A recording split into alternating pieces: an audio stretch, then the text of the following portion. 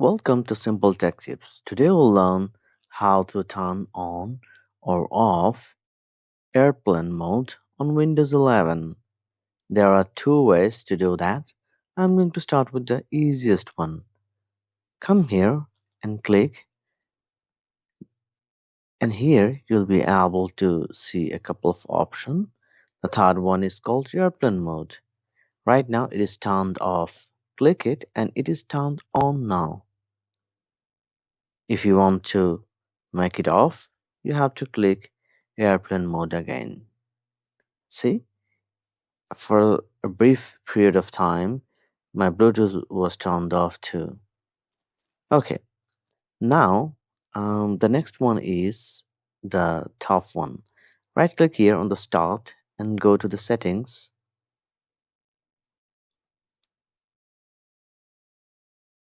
From there, go to the network and internet,